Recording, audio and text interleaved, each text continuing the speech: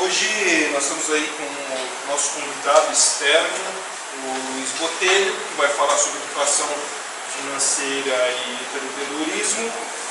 O Luiz Botelho é engenheiro civil, ele tem mestrado em hidráulica, engenharia hidráulica. Hoje ele atua como coaching pessoal de carreira e financeiro, planejador financeiro pessoal e palestrante sobre empreendedorismo. É um termo bem atual, né, que todo mundo precisa, né, controlar as finanças para o sucesso. É hoje que ele vai falar sobre esse tema aqui. Muito obrigado pela presença, agora é com você. Obrigado, hein? Bom, pessoal, boa noite.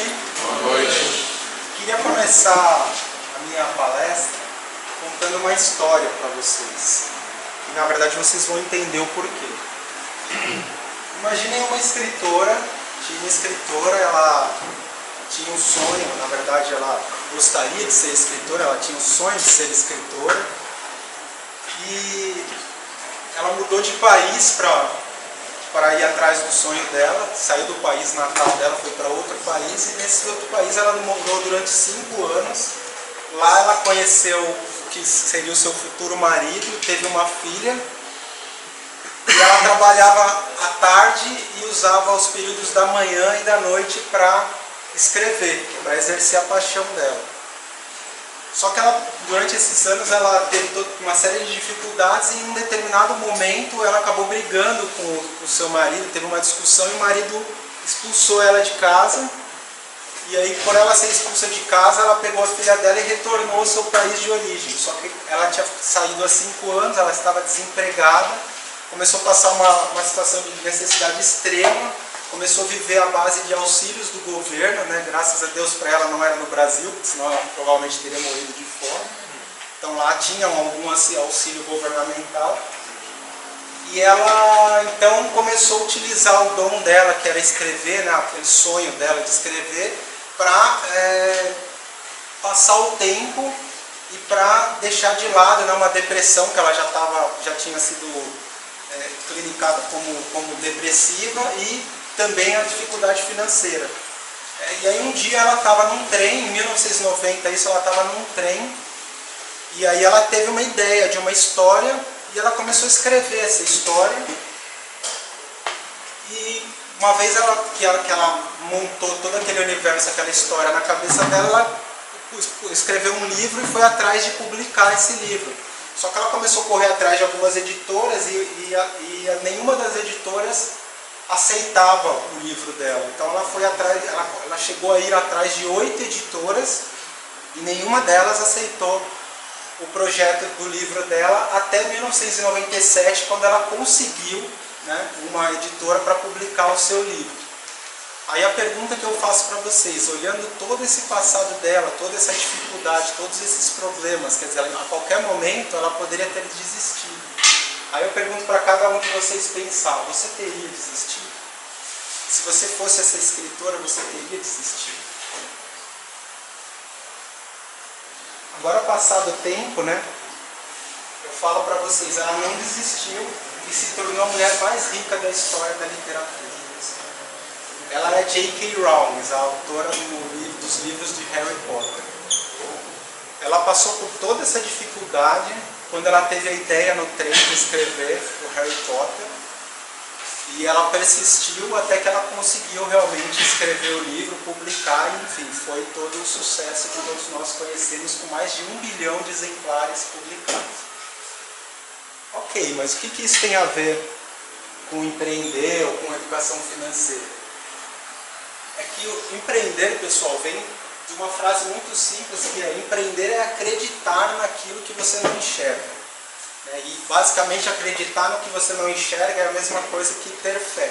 Só que diferente da fé religiosa, é você ter fé em si mesmo e no seu sonho. Ou seja, se você acredita que aquilo que você faz bem, que aquilo que você ama tem potencial de dar certo, e você consegue enxergar lá na frente onde isso vai dar, e persistir, que foi o que ela fez, certamente isso vai ser um projeto de sucesso. Só que além disso, empreender também é se preparar para os desafios, porque a gente sabe que a vida do empreendedor, não só no Brasil, mas no mundo inteiro, ele é difícil. Por quê? Porque não é uma vida previsível, né? Diferente do mercado tradicional, onde as pessoas têm um salário, ela tem uma previsão de tudo que ela vai ter, né? Bem ou mal. O empreendedor não, ele tem uma série de desafios a trilhar, tanto em relação à renda, como em relação a mercado, marketing, uma série de outras coisas que ele precisa vencer no dia a dia. Então, para isso é necessário ter uma boa educação financeira. E quando a gente fala aqui de empreender, não é só ter um negócio, também é. Mas eu vou falar sobre isso mais para frente, que é ter uma atitude empreendedora, ou seja, você ter a mente para você pensar como um empreendedor e não como um empregado, né? Isso que vai construir, ajudar a construir a sua riqueza ao longo da vida. Então, pessoal, quando a gente começa a falar sobre isso, de empreender, de ter o seu negócio, de construir riqueza, quando a gente fala em riqueza aqui, a gente não está falando só no material, a gente está falando em riqueza de se viver. Porque um dos grandes problemas das pessoas é que elas confundem dinheiro com felicidade. Ela acha que se ela tiver todo o dinheiro do mundo, ela vai ser feliz. Só que, na verdade, o conceito de felicidade ele é bastante amplo, né? O professor Dilma, aqui, que é filósofo, que não me deixa mentir aqui, o conceito de felicidade ele é bastante amplo. E aqui eu coloquei 3 pontos que eu considero bastante importantes para uma pessoa ser feliz. Que é estar com quem ama, né? A pessoa gastar seu tempo para estar com quem ama, é fazer o que gosta e é ter sonhos a conquistar. Que é basicamente o que a J.K. Rowling tinha. Ela passava o tempo com a filha dela, quem ela amava, fazia o que gostava, que era escrever mesmo na dificuldade, e ela acreditava que um dia ela ia chegar lá, que ela tinha sonhos a conquistar. E aí, pessoal, daí vem uma questão que são, bom, para nós sermos felizes no dia a dia, existe essa palavrinha que é fundamental, que são as nossas escolhas. E isso faz também com que, vocês vão ver daqui para frente, que a nossa vida financeira também está toda pautada em escolhas, ou seja, as boas escolhas nos levam a caminhos bons e as más escolhas acabam muitas vezes nos colocando em caminhos que não são muito agradáveis. Mas, quais são os itens, quando a gente fala em escolhas, que predominam? A gente está falando do nosso mindset, ou seja, o que é o mindset? Da nossa maneira de enxergar o mundo, dos nossos pensamentos. Eu vou falar um pouquinho sobre isso. Como a gente enxerga o mundo e de que forma isso faz com que façamos as nossas escolhas. Está falando das nossas escolhas profissionais ou de trabalho, né? Aquilo que a gente escolhe para direcionar a nossa carreira, a nossa maneira de empreender. Está falando de conhecimento, ou seja, para que nós possamos ter escolhas de qualidade, precisamos ter atrelado conhecimento, precisamos aprender.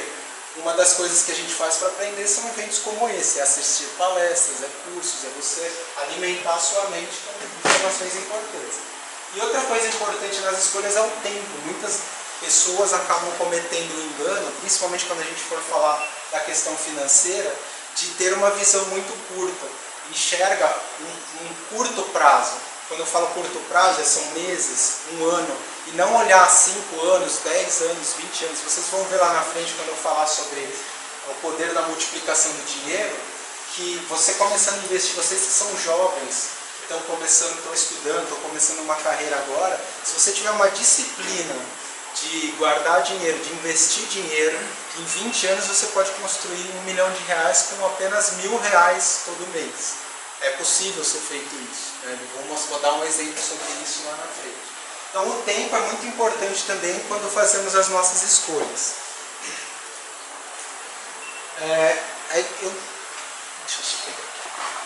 Eu trouxe um videozinho que fala um pouquinho sobre essa questão das nossas escolhas. Eu vou passar isso para vocês. É do filme Matrix, acho que a maioria de vocês deve ter assistido, e aí eu vou falar um pouquinho dele na sequência. Eu imagino. E deve estar se sentindo um pouco como Alice, escorregando pela toca do coelho. Eu acho que sim. Vejo isso em seus olhos. Você é um homem que aceita o que vê, porque pensa estar sonhando. Ironicamente, não está muito longe da verdade. Você acredita em destino, Neo? Não. Por que não? Porque eu não gosto da ideia de não poder controlar a minha vida. Eu sei exatamente o que quer dizer. Deixe eu diga por que está aqui. Está aqui porque sabe de uma coisa. Uma coisa que não sabe explicar, mas você sente. Você sentiu a vida inteira que há alguma coisa errada com o mundo. Você não sabe o que é, mas está ali, como uma farpa em sua mente, deixando-o louco. Foi essa sensação que o trouxe a mim. Você sabe do que eu estou falando? Matrix? Você quer saber o que é Matrix? Matrix está em toda parte. Está à nossa volta. Mesmo agora, nesta sala aqui. Você a vê quando olha pela janela ou quando liga a televisão. Você a sente quando vai trabalhar, quando vai à igreja, quando paga seus impostos. É um mundo que acredita ser real para que não perceba a verdade. Que verdade? Que você é um escravo, Neo. Como todo mundo, você nasceu em cativeiro. Nasceu numa prisão que não pode ver, sentir ou tocar. Uma prisão para a sua mente.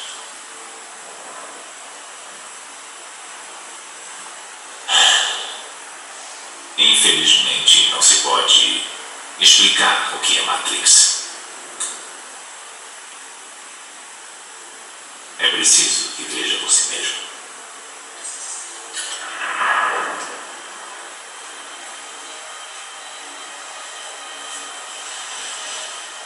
Esta é a sua última chance. Depois disso não haverá retorno.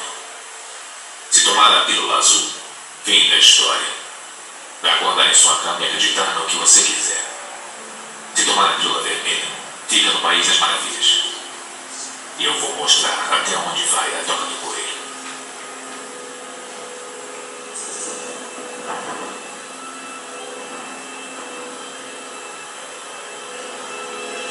Lembre-se, eu estou oferecendo a verdade, nada mais.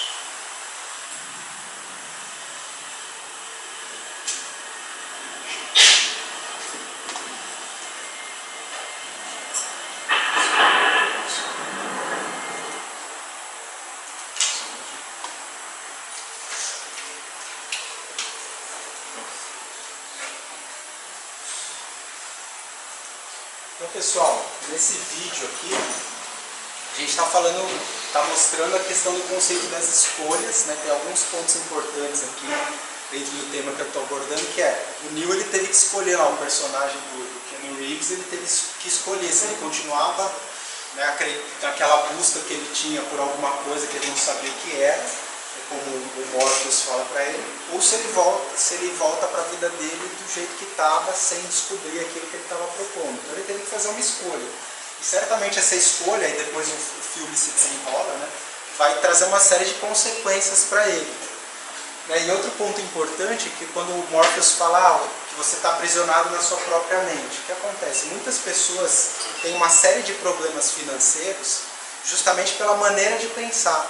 Inclusive eu vou falar sobre a questão das dívidas, justamente para a gente mudar o nosso mundo exterior, para que a gente consiga alterar as coisas no nosso mundo exterior, é imprescindível que a gente mude o nosso interior primeiro. Porque os nossos resultados só acontecem quando eles estão alinhados com aquilo que a gente pensa. Isso parece ser um pouquinho complexo, mas na verdade a pergunta é: como você tem alimentado a sua mente? Por quê? Na verdade, quando o Morpheus fala da Matrix lá no exemplo da ficção, que é um mundo criado, na verdade, se você parar para analisar, o nosso mundo, o mundo de cada um de nós é criado através das nossas experiências, de como nós somos criados pelos nossos pais, da nossa escola, da nossa educação, da experiência que passamos. E é por isso que quando de repente duas pessoas veem uma mesma cena, cada uma tem uma interpretação diferente. Que cada uma tem as suas crenças, que é como ela vê o mundo. Da mesma forma, através dessas crenças, ela vai pensar uma série de coisas e aí, através desses pensamentos, vão se transformar em comportamentos. Isso pode parecer que não tem nada a ver com o tema de finanças e de empreendedorismo. Só que, por exemplo, quando você fala para uma pessoa que vai casar, por exemplo, a escolha que ela tem, se ela vai querer casar ou se ela não vai querer casar. A escolha que ela vai tomar vai ser baseada naquilo que é importante para ela, naqueles conceitos que ela tem, no tipo de criação que ela teve, na família, enfim, tudo que ela vem construindo para ela. E isso também vai afetar a questão financeira, quer dizer, como é que ela vai lidar com as finanças dela no dia a dia. Então, esse tipo de pergunta que nós nos fazemos, por que estou fazendo isso? Qual o propósito? Por que eu quero isso? São fundamentais na hora que a gente começa a falar da nossa saúde financeira. Porque muitas pessoas gastam mais do que podem, né? Mais até do que ganham. Por quê? Porque na hora que ela tem um impulso, por exemplo, de comprar algo, ela não para e se questiona, por que ela está fazendo? Por que eu estou fazendo isso? Né? Qual que é o propósito de eu comprar esse determinado bem? Por que eu quero isso? Né? E aí, esse descontrole de gastos começa a levar a pessoa para uma situação financeira indesejada. E isso acontece baseado em alguns erros comuns que todos nós cometemos. Então, por exemplo, o desprezo pelos pequenos gastos. Se você parar para pensar, quantas vezes você vai, por exemplo, na lanchonete, compra uma coxinha, você compra uma revista na banca de jornal, ou qualquer outra coisa que tenha um gasto que pareça ser pequeno, mas ninguém ao longo do mês controla isso, ou poucas pessoas ao longo do mês controlam isso. Quanto que você gastou com pequenos gastos? Quem aqui levanta a mão para mim e diz, eu controlo todos os meus pequenos gastos, eu sei quanto eu gasto, o Cleber faz. Então, qual é o seu nome? Newton. Então, o Newton também faz. Isso é extremamente importante. Porque pode parecer que não, mas ao longo de um ano, ao longo de 2 anos, ao longo de 10 anos, isso faz uma diferença brutal. Isso não quer dizer que você não vai gastar. A questão é, a partir do momento que você controla, que você começa a escolher no que você vai gastar, você começa a se apropriar. Quando a gente toma aquelas a mais, pensa que tem dinheiro sobrando. Exatamente. E aí se endivida no cartão de crédito. Né? Nossa, esses dias um amigo meu passou R$230 no bar. Só para pagar para receber os amigos dele. Então, isso são escolhas que ele fez e certamente vão ter um impacto na questão financeira dele. Outro erro comum é não negociar no dia a dia, ou seja, a pessoa vai comprar algum tipo de coisa, ela simplesmente chega lá, quanto é? Tanto, parcela em 3 vezes, parcela, vai lá e paga. Ela nem pergunta se tem desconto à vista ou não faz nenhum tipo de negociação, por exemplo, quando vai contratar um serviço, por exemplo, de um pedreiro, ou vai num mecânico. Então a falta de negociação faz com que ela, na expressão, faz com que ela deixe dinheiro na mesa toda hora. E isso vai impactar o orçamento dela, e vai impactar o crescimento financeiro dela com toda certeza. Outro erro comum é a baixa percepção financeira. Por quê? O que seria a baixa percepção financeira? É aquela questão que as pessoas não têm a visão de curto prazo, como eu disse. Elas não... talvez por desconhecer ou por desprezar o efeito dos juros sobre juros, ela não percebe que o investimento de longo prazo vai alavancar a sua renda de uma forma estratosférica. Eu vou mostrar isso num exemplo lá no final da apresentação, vocês vão ver o que eu estou falando. Então essa baixa percepção financeira, quer dizer, não desistir logo no começo, quando começa a poupar, porque tem a impressão que o sacrifício é muito grande, é um erro muito comum. E não saber onde quer chegar. A maioria das pessoas não traçam planos. Elas simplesmente saem fazendo as coisas sem planejamento. E isso é para tudo, não só para a questão financeira, mas também para os seus planos pessoais. A pessoa simplesmente ignora o fato de que o nosso cérebro trabalha muito melhor quando a gente escreve as coisas e a gente materializa. Então qualquer objetivo que você tiver para a sua vida, se você escrever, definir prazos e metas, a probabilidade de você conquistar vai ser infinitamente maior do que se simplesmente você pensar e falar, eu vou querer fazer isso, eu vou tentar fazer isso, eu vou buscar fazer aquilo. Se ficar simplesmente no seu pensamento. Então, o fato de não saber onde quer chegar, não traçar planos, é um erro bastante comum também, que nós escolhemos fazer no dia a dia e que acaba nos atrapalhando do ponto de vista financeiro. E essas más escolhas, ou as más escolhas que fazemos no dia a dia, acaba levando muita gente ao endividamento. Para vocês terem uma ideia, essa é uma matéria, pessoal, que saiu agora semana passada da Confederação Nacional do Comércio, que fala que 58,6% das famílias brasileiras estão endividadas no momento, ou são endividadas. Isso quer dizer, pessoal, que para cada 10 pessoas, pela estatística, né, para cada 10 pessoas que estão nessa sala aqui hoje, 6 têm algum tipo de dívida. Está devendo no cartão de crédito, no cheque especial, não está cumprindo algum compromisso, tem o seu nome no serviço de proteção ao crédito. E aí, pessoal, por que as dívidas acontecem? Né? A questão das más escolhas que levam às dívidas estão ligadas a diversos fatores. Eu coloquei alguns dos principais aqui. O primeiro é a perda da renda principal. A pessoa perde o emprego, por exemplo, e aí ela acaba entrando em dívida, se endividando e depois não consegue sair. Só que isso também está muito ligado à questão da desorganização, porque uma pessoa que é organizada financeiramente, mesmo numa condição mais difícil, ela consegue se sustentar pelo menos por alguns meses. Eu vou mostrar uma das ferramentas que todo mundo deve utilizar, que numa hora de necessidade vai contar muito para que a pessoa ou a família não entre em dívidas. Outra questão são divórcios e ações judiciais. A pessoa, por algum momento, ela até tem um patrimônio, ela até construiu algum patrimônio, só que um divórcio, um litígio ou uma ação judicial que ela sofre acaba retirando o patrimônio que ela tem e ela se vê com dívidas. Outro ponto é traumas ou crenças negativas. Como eu falei, né, o reflexo exterior das nossas ações está muito ligado com o que acontece conosco. Então, por exemplo, quem aqui nunca ouviu falar naquele ditado que dinheiro é sujo, ou dinheiro não traz felicidade, ou que todo rico é corrupto, ou ganancioso? Tudo isso, todas essas crenças negativas em relação ao dinheiro e traumas, por exemplo, uma criança que nasceu e cresceu numa família que os pais brigavam por dinheiro toda hora, querendo ou não, no inconsciente dela, vai ficar lá uma marquinha dizendo, olha, não tenha dinheiro porque senão você vai ficar brigando, você vai ser infeliz. Então toda vez que ela consegue alguma parcela de dinheiro, consegue alguma herança ou um trabalho melhor, ela simplesmente gasta tudo que ela tem.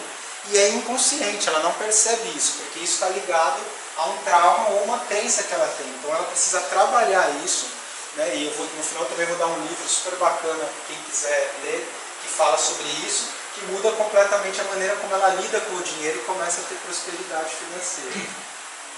Outra questão é acaba fazendo dívidas e depois não consegue controlar, ou doenças, né? Algum tipo de doença que a pessoa sofra, ou a família que acaba também consumindo o patrimônio e a pessoa acaba entrando em dívida. Só que, pessoal, as dívidas, elas são mais emocionais ou mais racionais? Emocionais, exatamente. À primeira vista parece que não, né? Eu vou controlar, eu vou parar de gastar. Só que muitas vezes as pessoas não conseguem fazer isso, não porque aquela pessoa é vagabunda, no sentido de ela não se esforça, não. Muitas vezes a dívida ela tem um cunho emocional. O nosso cérebro, normalmente ele reage a dois estímulos, dor e prazer. Tanto é que as pessoas, tem um ditado que as pessoas falam, as pessoas só aprendem pela dor, né, ou pelo amor, que na verdade está ligado a esse conceito de dor e prazer. Então o nosso cérebro está sempre buscando prazer em tudo que a gente faz. Por isso que é mais fácil ficar no sofá assistindo filme do que sair para treinar na academia. Porque o nosso cérebro quer o conforto. Ele luta pelo conforto, é natural, está no nosso DNA. Né? E aí, quando a gente tem algum tipo de trauma ou alguma questão emocional, estamos tristes com alguma coisa, por exemplo, uma moça perdeu o namorado, ela tem um impulso de eu vou comprar alguma coisa para me sentir melhor. E ela acaba muitas vezes entrando nessa compra compulsiva, ou um homem da mesma forma começa a comprar aquilo que não pode e entra em dívida. Por quê? Porque o fator é emocional. Mas por que isso é importante? Porque agora no próximo slide eu vou dar os passos, o passo a passo de como uma pessoa que tem dívida deve tratar para sair delas. Só que não adianta você fazer o passo a passo se você não souber o porquê que está acontecendo a dívida. Qual que é o fator emocional que está fazendo você se endividar. Aí acontece o que acontece com muitos dos brasileiros. Eles saem da dívida e daí depois de 2 meses ele já tem uma nova dívida. Por quê? Porque ele não aprendeu? Não, simplesmente porque o fator emocional continua lá, né, e ele continua fazendo dívida por conta disso. Eu vou passar uma lista, pessoal, hoje eu vou dar 2 coisas para vocês. Nesse passo a passo de dívidas tem uma planilha para organizar, para fazer a organização das dívidas, para começar a controlar e sair delas. E depois vai ter uma planilha, um orçamento pessoal, para quem quiser desenvolver em casa. Eu vou dar essa planilha para vocês. Então quem tiver interesse, coloca o nome, o e-mail, o WhatsApp e qual a planilha que quer, se é só de dívidas, se é só de orçamento ou as duas. Tá?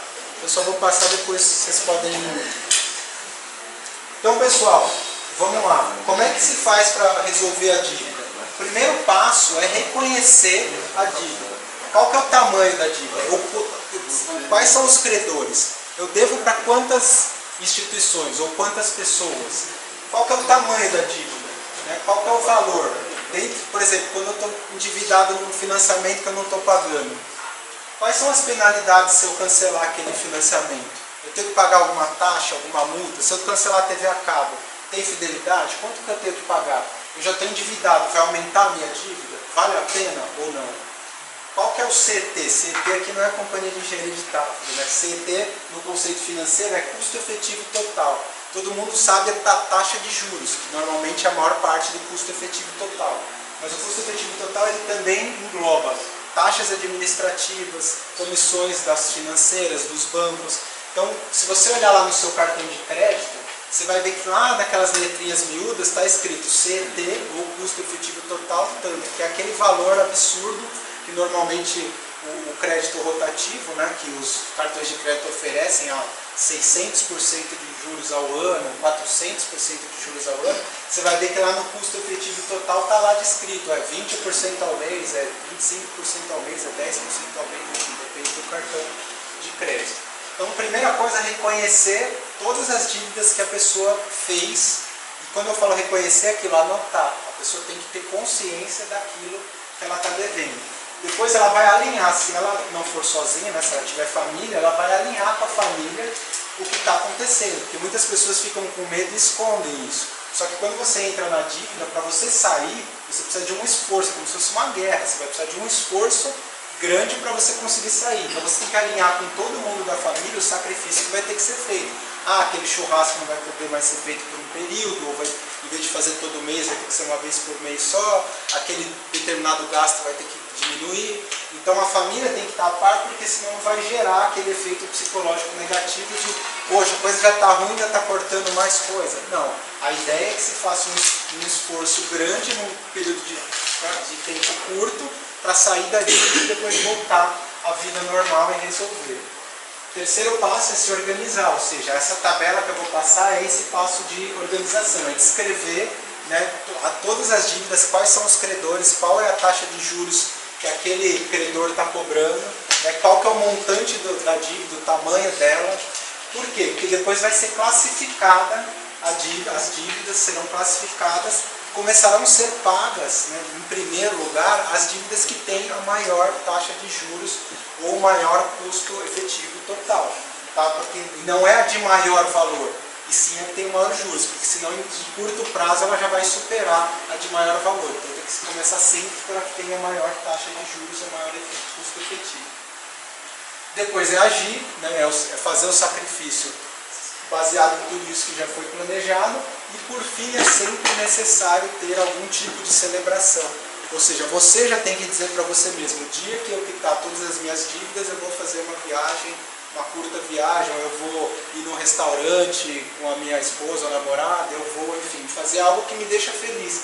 Porque lembra que eu falei? Dor e prazer. O cérebro vai se motivar muito mais se você souber que quando você passar por um sacrifício, qual que é o pote de ouro que está no final do arco-íris. Então isso é fundamental, ter uma celebração ao final. Tá? E aí, pessoal, voltando àquela questão das nossas escolhas, eu comentei sobre a questão do conhecimento. É muito importante que dentro da educação financeira nós nos mantenhamos estudando, ou seja, participando de eventos como esse, lendo livros, lendo revistas especializadas em jornais tipo Você S.A., é começar a se inteirar sobre o assunto, porque algumas pessoas acham que é chato, só que é isso que no final do dia vai ajudar você a construir ao longo da sua vida o seu patrimônio e uma vida mais tranquila. E depois que você se acostuma, que você entra no ritmo de ler, de estudar, de conhecer, você vai ver que fica muito mais fácil. E com isso, o que você ganha com esse estudo? Você vai, para planejar uma mudança de vida, sair de uma situação atual, que pode ser uma situação endividada, uma situação de pouco dinheiro, ou até uma situação boa, mas para chegar numa situação, por exemplo, de uma independência financeira, onde você viva dos seus rendimentos, não precise mais trabalhar, ou seja, quer dizer, não que você não vá mais trabalhar em nada, mas você vai trabalhar só naquilo que você gosta, independente do dinheiro que esse trabalho vai te trazer. Então você vai montar estratégias, né, que são pessoais, porque na verdade o que eu quero é diferente do que o Clever quer, diferente do que o professor Diego quer, que é diferente do que cada um de vocês quer. Um vai querer uma casa, o outro quer casar, o outro quer um carro, enfim, outro quer bancar a faculdade de um filho. Então você vai montar suas estratégias de acordo com aquilo que é importante para você, utilizando ferramentas financeiras, então serviços de proteção, como por exemplo seguros, planos de previdência. Aí tem uma série de ferramentas que você monta e você faz o seu planejamento financeiro pessoal para que quando você chegue numa determinada idade você esteja com aquele patamar de renda que você deseja. E vai utilizar as técnicas que essas ferramentas disponibilizam para conquistar esses objetivos. Então, pessoal, parece ser muito básico, mas é verdade. A fórmula para a construção de riqueza é tão simples quanto isso. É gastar menos do que se ganha e investir a diferença. Então, se você ganhar, que seja R$1.000, gaste 800 e guarde 200. Se você ganhar R$10.000, estou dando um número qualquer, tá? Não precisa ser exatamente esses números. Se você ganhar R$10.000, gaste 7.000 e invista os outros 3, bem investido. Isso ao longo do tempo vai ter um efeito de construção de riqueza para vocês que é avassalador. E o primeiro passo que tem que ser feito nessa linha é construir, lembra que eu falei lá que eu ia dar uma técnica para já se precaver sobre a questão de dívidas? É ter uma reserva de emergência. Poucas pessoas conhecem o conceito de reserva de emergência. O que é uma reserva de emergência? Nada mais é do que um colchão financeiro, né? Guardar um montante de dinheiro para que você tenha tranquilidade e possa aproveitar as oportunidades.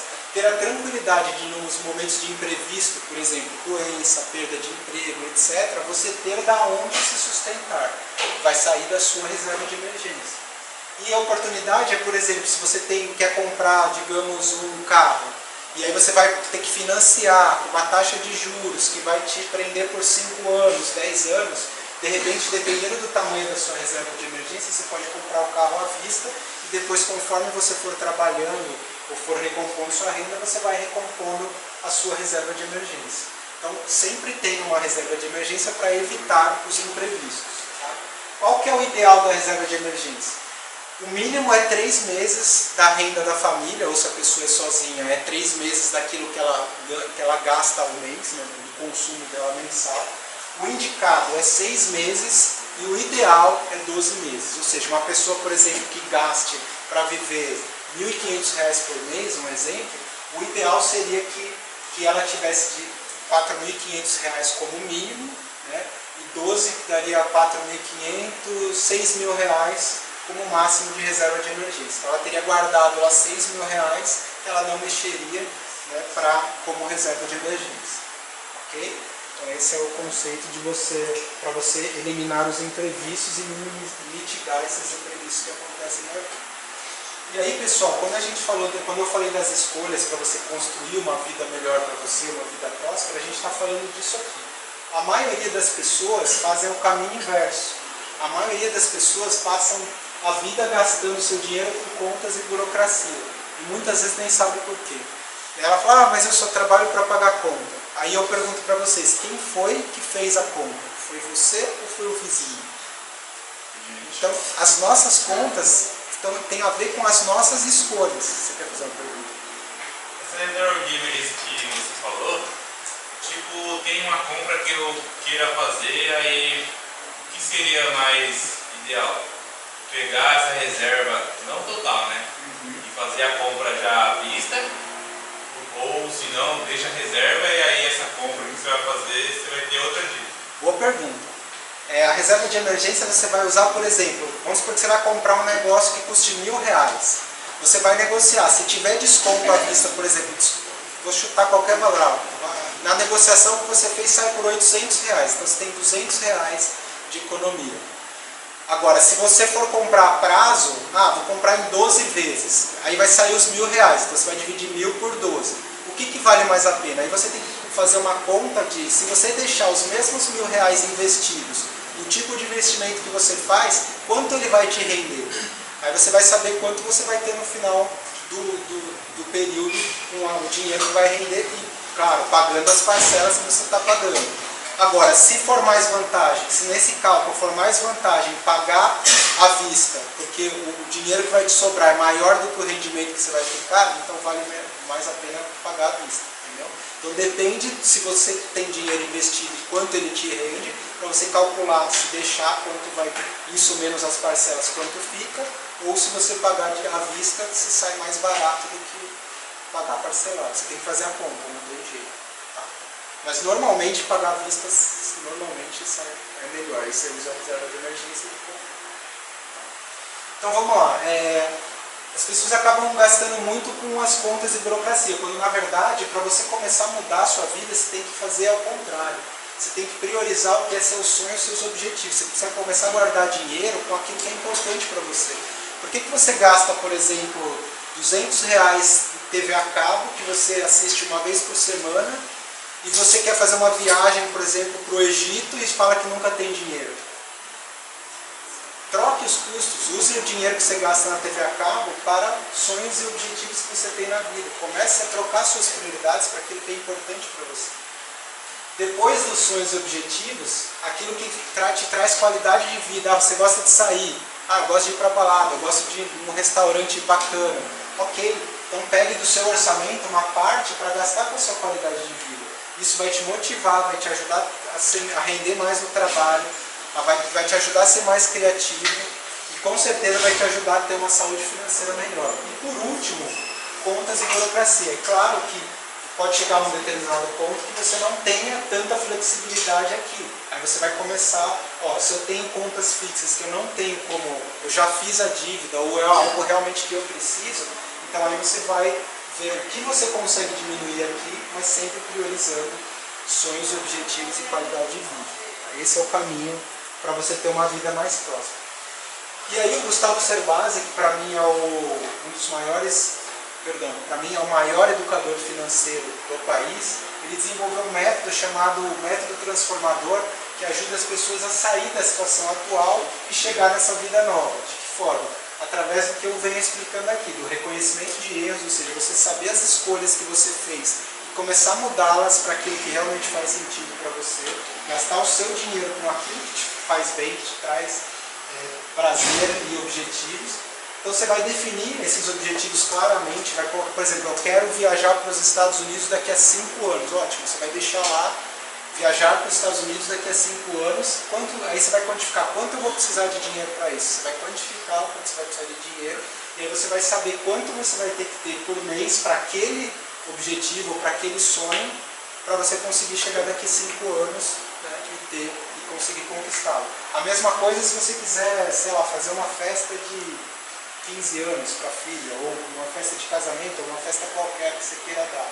Você vai colocar a festa como objetivo, quanto você vai precisar, em quanto tempo, e aí no final de tudo você vai ver qual um investimento, né, e depois estudando, aprendendo um investimento, qual rentabilidade seria necessária para que naquele prazo você conseguir aquele objetivo. Aí você monta a sua estratégia pessoal, parte para a ação, então você vai acompanhando isso, porque isso vai te motivar, você vai ver que cada vez você vai estar mais perto daquilo que você quer, e aí você chega naquela vida que você espera, ao invés de continuar fazendo o que a maioria das pessoas fazem, que é fica gastando, e está sempre com conta, está sempre perto de entrar em dívida quando não entra, porque simplesmente não dá valor para aquilo que é importante para si. Então o primeiro passo lá da estratégia é fazer um orçamento inteligente. Essa é a planilha que eu vou disponibilizar para quem quiser, que aí você entra com a renda da família, pessoal, enfim, o número de rendas que a pessoa tiver, E aqui você consegue priorizar por temas, o que é saúde, habitação, lazer, etc. Qual que é a ideia? Que no começo e na primeira parte da planilha sejam priorizadas o que é sonho e objetivo, depois a parte de qualidade de vida e por fim a parte de contas e burocracia. Você pode ranquear dentro do que tem aqui, por exemplo, água, luz, TV a cabo, aluguel, etc. Você vai colocar um ranking de importância daquilo que você pode abrir mão e daquilo que você não pode, para você começar a mudar a tua maneira de tratar com o dinheiro e investir realmente naquilo que te traz prazer, felicidade e vai te ajudar a conquistar ações. Nessa parte aqui vem a parte da renda, efetivamente, do que você vai colocar de sua renda, e aqui embaixo vem a parte dos rendimentos de investimentos. Quem já tem investimentos, você consegue lançar aqui. O próprio banco dá o extrato, por exemplo, de um mês e do outro, você lança os meses, ele já te calcula a rentabilidade que o investimento está te dando. Com isso você pode calcular lá aqueles quantos anos você precisa para um determinado sonho ou objetivo, e aqui ele vai te dando quantos por cento da sua receita você usou, aqui ele te diz qual categoria, se é transporte, se é saúde, o que é que você está usando seu dinheiro, né? E aqui te mostra se você quanto você tem para investir, se o seu mês está no vermelho, se você está gastando mais do que você ganha, né? Então ele vai te ajudar a fazer esse planejamento. A partir daí, tendo um orçamento e acompanhando ele, você parte para entender sobre os investimentos, né? Começar a investir o seu dinheiro. Lembra que eu falei que a fórmula de riqueza é gaste menos do que você ganha e invista a diferença. E o investimento ele é proporcional ao risco, o retorno é proporcional ao risco. Ou seja, investimentos com maior grau de risco te trazem maior retorno. Obviamente, se você não souber investir, você tem um risco grande de perder dinheiro. Então aqui de baixo para cima está mais ou menos a ordem dos riscos dos investimentos. O investimento que em tese tem menor risco é a poupança. Eu falo em tese porque eu particularmente não considero a poupança um investimento. A poupança ela serve quando muito para reserva de emergência, porque a rentabilidade dela é muito baixa. Depois você tem a renda fixa, onde tem o tesouro direto, CDBs, fundos de renda fixa, que são os investimentos mais conservadores. Depois vem a parte de imóveis e leilões, onde você normalmente compra um determinado bem para explorar a locação dele ou para vendê-lo mais caro do que você adquiriu. Então você vai alavancando a sua renda, você compra por 80, vende por 100, compra por 80, vende por 100 e vai alavancando a sua renda. Qual que é o risco? Você não vender ou comprar mal, e aí você não vai ter retorno nisso. Depois vem a renda variável, bolsa de valores, commodities, que você negocia em bolsa, fundos de multimercado, por exemplo, FDIC, né, fundos creditórios. Então são rendas variáveis que ajudam você a alavancar seu patrimônio, mas você precisa ter conhecimento, senão você também corre o risco de perder dinheiro. E por fim, né, o mais arriscado dos investimentos é um negócio próprio, não porque ele seja ruim, mas porque você vai ter uma série de desafios, você vai estar colocando o seu dinheiro, a sua energia, o seu trabalho, mas você não tem garantia nenhuma de que aquele negócio vai dar certo. Você vai realmente se planejar para minimizar esses riscos. E aqui, pessoal, entrou aquilo que eu falei, né, dos seus dois maiores amigos quando fala da sua construção de patrimônio, vocês que são jovens. Então, o que acontece? O tempo e o aporte são os seus maiores amigos. Por quê? Eu vou mostrar, aperta essa para mim rapidinho. Eu vou mostrar por que o tempo e o aporte são tão importantes. Essa aqui, ó, é uma planilhinha, só para efeito, para vocês terem uma ideia. Uma pessoa que tiver condições de investir R$1.011 por mês, ela consegue tirar lá do que ela ganha R$1.011 por mês. Há uma taxa de juros, ou seja, tem uma remuneração em uma carteira de investimentos ou em um determinado investimento, descontado o imposto de renda e a inflação, né, que come uma parte desse rendimento, de 1%. Então eu diria aí que ele tem mais ou menos aí 1,5%, 1,7% na carteira de investimentos que ele renda por mês, que dá 1% líquido. Olha só, se você pegar R$1.011, você aportar, você investir R$1.011 nessa carteira de investimentos, no final de 12 meses, você investiu, você colocou R$12.132 e você vai ter um valor total de R$12.822, que te dá um rendimento de R$690. Muita gente desiste aí. Foi aí que eu falei da baixa percepção financeira, porque ela acha que ela se sacrificou 12 meses com R$1.011 para ganhar no final do ano R$690. Mas imagina que essa mesma pessoa continua, ela tem percepção financeira e ela continua. E aí ao longo dos anos ela vai todo mês investindo os R$1.011 descontados da inflação numa carteira de investimento de 1% ao mês. Ao passar de 2 anos, ela já está, aqui eu vou colocar só o que ela está ganhando de rendimento, ela já está ganhando de rendimento R$3.000 no total de 27. Com 5 anos, R$21.000 e aí vai.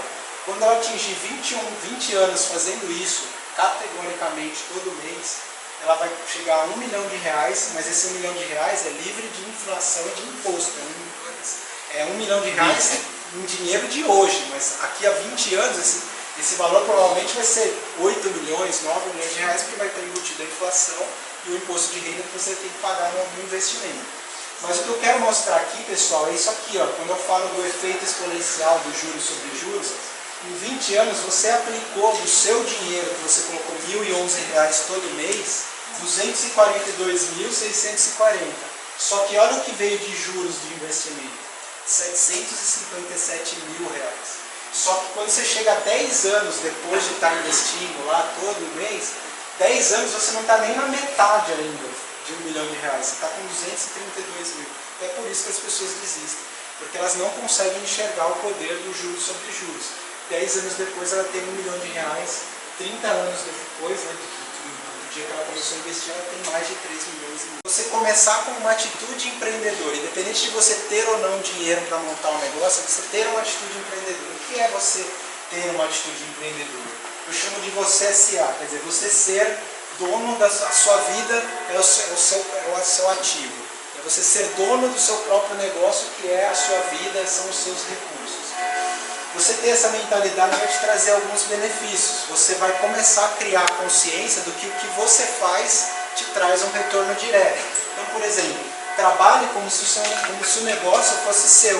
Independente de você ser um estagiário, você trabalhar numa empresa, você ser um autônomo, veja aquele negócio sempre como o seu negócio. Por quê? Porque isso vai alavancar a sua carreira, porque você vai se destacar dentro da empresa, você vai começar a aprender como seria se você fosse o dono daquele negócio, quais são as dificuldades que se tem naquele negócio. Aprenda mais que os outros, ou seja, seja uma pessoa interessada, busque. Se você está fazendo engenharia, é engenheiro, vá no departamento de marketing, conheça como é feito o marketing, vá no departamento financeiro, conheça como é feita a finança de uma empresa. Isso é você ter uma mentalidade de empreendedor. Na hora que você decidir ter o seu negócio, você já vai ter uma série de ferramentas que a maioria das pessoas não tem. Entregue mais que os outros, ou seja, se te pediram para entregar o relatório no dia 30, entregue no dia 25. Se você tinha que fazer 12, por exemplo, 12 atividades até o final do mês, faça 13. Entregue mais que os outros. Você vai estar acima da média. Isso vai te alavancar a carreira e vai te ajudar depois, na hora de montar o seu próprio negócio, a ter sucesso. E administrar os seus recursos, né? Pense que a sua vida é a sua empresa. Então, da mesma forma que você se endivida, uma empresa se endivida. Aqui, vou falar disso no outro slide. Então, ter uma atitude empreendedora é você estudar para você alavancar o seu próprio capital, é você ter consciência de que você é dono da sua própria carreira, é dono da empresa que você quer montar, é dono daquilo que você quer fazer com a sua vida, é buscar, né, a independência financeira. Ou seja, o que é a independência financeira na prática? É você, tudo aquilo que você construiu, por exemplo, com o negócio que você construiu, ou com seus investimentos, com uma carteira de investimentos, ele banca todas as suas contas do mês sem você precisar trabalhar. Isso é ser independente financeiramente. Você passa a trabalhar simplesmente porque você gosta naquilo que você gosta, independente de você ganhar alguma coisa com isso ou não. Porque toda a sua renda advém dos seus investimentos, ou imóveis, ou da sua empresa, daquilo que você construiu. Tá? Sempre balancear, por mais que pareça o contrário, ser empreendedor é saber balancear a vida pessoal com a parte financeira, porque muita gente acaba trabalhando 14, 15 horas por dia e não é feliz, porque ela não sabe balancear, né, a parte financeira com a vida pessoal. E buscar sempre a construção das 3 rendas. Renda principal, aquela da onde vem a sua maior renda, pode ser um trabalho, pode ser uma atividade autônoma, pode ser uma empresa. Uma renda extra, que pode advir, por exemplo, de vendas de produtos, de um negócio digital, né? Então ter alguma renda extra, principalmente para momentos para quem é autônomo ou tem empresa em momentos de baixa. E a renda passiva, que é essa renda que advém de aluguéis, por exemplo, ou de investimentos, que você vai colher os resultados através de outra fonte e que vai garantir no longo prazo a sua independência financeira se você atuar da forma correta. Então essas seriam as 3 carreiras. Normalmente as pessoas começam como trabalhador na iniciativa privada, ao longo do tempo ela vai aprendendo, ela começa a estudar e em um determinado ponto da vida dela ela decide empreender. Nesse momento tem uma fase de sacrifício, de você parar aquilo que você estava fazendo, aquele conhecimento todo que você adquiriu, estudar novas coisas, entender outras técnicas e ir por sua própria conta, que é o mais difícil, né? Arriscar naquela ideia, naquele sonho que você tem, naquela empresa que você quer montar, que aquilo vai dar certo, e fazer o planejamento para então virar um empreendedor. E aí, por fim, virar um investidor. É quando você já tem um volume de recursos tal que você pode investir em outras empresas, você pode investir em outros negócios, ou investir em você mesmo, né, diversificar sua carteira, participar de leilões, enfim, achar outras formas, mercado de ações, para potencializar os seus ganhos. Então aqui eu coloquei alguns tipos mais comuns de negócios, né, os negócios informais. Normalmente a pessoa monta alguma coisa na rua, enfim, para vender alguma coisa que não é formal. Tem os negócios tradicionais ou formais, né, que pode ser uma lanchonete, uma mecânica, enfim, qualquer negócio de comércio ou formalizado. Tem as vendas diretas, normalmente aquelas vendas por catálogo, que é uma modalidade de negócio também que muitas pessoas praticam. Tem o marketing multinível, que é uma derivação das vendas diretas, onde a pessoa pode construir uma rede, né, para fazer venda de produtos. E as startups hoje, que são os negócios digitais, né, que hoje em dia são os negócios que mais têm crescido e têm aparecido em função da nossa era da informação. Então, para terminar, né, só algumas características do negócio próprio e tradicional, né, a necessidade de se calcular todos os investimentos que tem que ser realizado para se montar um negócio tradicional.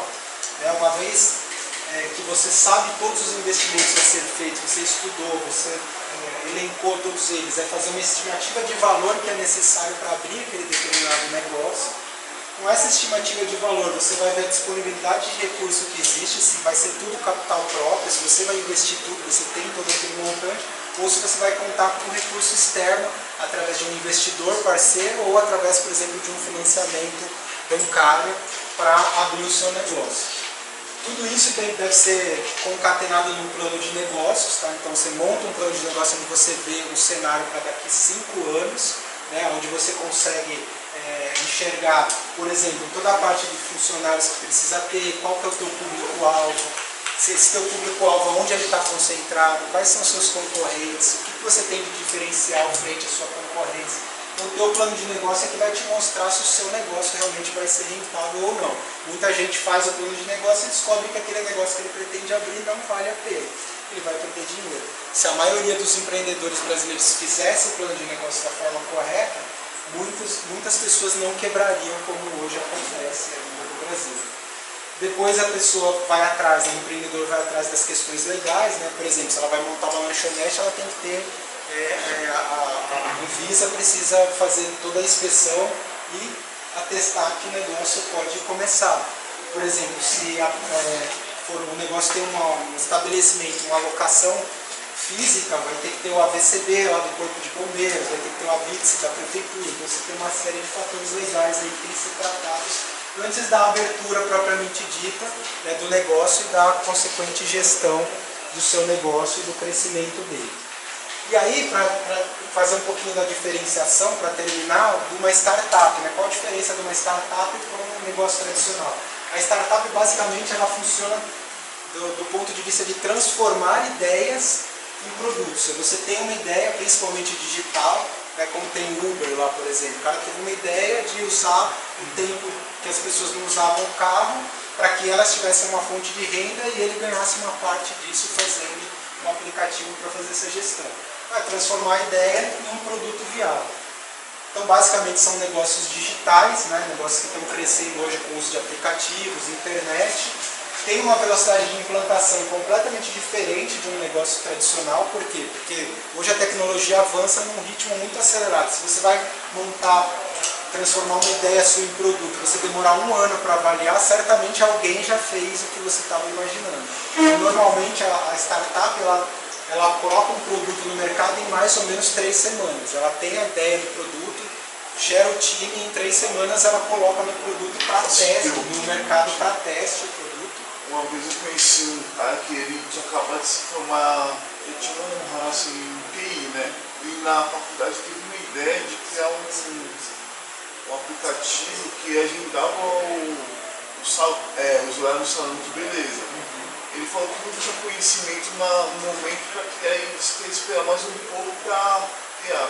Quando foi ver outra pessoa criou e estava ganhando 500 reais por mês. Exato. A questão da startup é muito isso, é o timing, porque isso cresce num ritmo muito forte. Então se você tem uma ideia boa e tem a mente empreendedora, aquela atitude empreendedora, você tem que, não adianta, eu não sei fazer, tem que ir buscar quem saiba ou se informar como, senão não vai sair do lugar, o projeto vai morrer no papel, não tem jeito.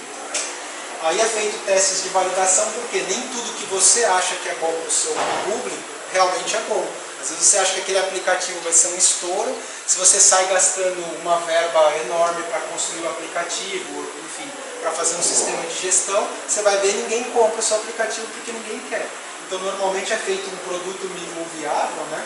que na verdade é um produto com as características mínimas que ele tem que ter para o mercado testar. Então faz isso na prática mesmo, testa com pessoas, com nós, consumidores, e aí o público vai te dizer se aquilo lá realmente faz sentido ou não. Uma vez fazer sentido, o produto é lançado, né, e uma vez o produto lançado, ele começa a desenvolver o negócio. Aí aquelas empresas onde o seu negócio deslancha com uma velocidade maior, costumam procurar investidores para potencializar o seu negócio, que são chamados de aceleradoras. Aceleradoras, na verdade, são empreendedores que têm muita experiência, investidores que têm muito capital e compram parte da sua empresa, né, investindo nela para que ela, aportando dinheiro para que ela cresça numa velocidade muito maior. Qual que é a questão aqui? Que, na verdade, as aceleradoras elas procuram produtos que sejam escaláveis, ou seja, que você ter, por exemplo, 1000 usuários ou 1 milhão de usuários, o custo é quase o mesmo. Então você tem aquele custo de escala, né? Aquele ganho, perdão, de escala, que justifica, por exemplo, fazer um investimento num sistema maior, porque o custo por unidade é muito menor. Então o crescimento da empresa vai ser muito grande. Tá? Então basicamente é esse o conceito de uma startup. Tá? Aqui tem um videozinho do Gustavo Servaz, eu não vou passar porque o tempo está estourado, mas eu me comprometo às pessoas que quiserem e deram um e-mail, eu mando o link também do videozinho, vocês podem assistir, que ele fala sobre as 5 características principais do empreendedor. E aqui, pessoal, eu deixei para finalizar a leitura recomendada para quem quiser, na parte de educação financeira. Não sei se algum de vocês já leu Pai Rico, Pai Pobre, do Robert Kiyosaki. Esse livro é extremamente interessante porque ele explica a diferença entre ativos e passivos. Por exemplo, uma casa e um carro não são ativos, são passivos, ele tira dinheiro de você, não te dá dinheiro. Então ele te explica esse conceito de como trabalhar para construir riqueza. E o T. Harv Eker escreveu Os Segredos da Mente Milionária, que aí trata muito mais desse conceito da sua mentalidade, de como enxergar, como mudar o exterior através de você. Você muda você, a sua maneira de pensar, e isso automaticamente vai mudar os seus resultados no exterior. Tá? E aí dentro dessa parte de empreendedorismo tem o livro do Gustavo Servaz, Empreendedores Inteligentes Enriquecem Mais, que fala tudo isso sobre essas características de como montar um negócio e também como fazer um plano de negócio para quem quer começar. Então, para quem imagina montar um negócio, esse livro é excelente, é fundamental. E para quem quer montar uma startup, que nem o rapaz lá do seu amigo, talvez se ele tivesse lido esse livro, ele tivesse se motivado a começar mais rápido. A Startup Enxuta, do Eric Rice, fala tudo sobre essa questão de como colocar um produto mínimo viável no mercado, de que forma e tudo mais. Então fica aí essa dica de livros para quem quiser ler. E aí, pessoal, o que eu gostaria que vocês levassem, a frase que eu gostaria que vocês levassem e internalizassem para você é essa aqui, que a riqueza, na verdade, é o sucesso de um projeto de vida feliz. Não adianta ficar buscando só o dinheiro, que você vai perceber que em algum momento vai faltar motivação, em algum momento você não vai conseguir porque a dificuldade é grande por uma série de outras coisas. Quando você se foca em ser feliz, em fazer aquilo que é importante para você e gastar o seu dinheiro com isso, automaticamente as coisas começam a acontecer e a construção de riqueza vai naturalmente acontecendo ao longo da sua vida. Tá bom? Então guardem essa frase que vai ser bastante importante para vocês. Aqui eu deixo meus contatos, tá? Eu tenho página do Facebook, eu tenho um blog que fala sobre desenvolvimento pessoal, negócios, fala um pouquinho de empreendedorismo, educação financeira, investimentos, que é essa página aqui, inspiratore.com.br. Aqui está o meu e-mail, daí tem os links das redes sociais, tem o WhatsApp também, se alguém tiver alguma dúvida, estou à disposição também, se quiser entrar em contato comigo depois, também estou à disposição. Muito obrigado, queria agradecer ao Kleber e ao professor pela oportunidade de estar aqui falando para vocês e tenham todos uma vida próspera.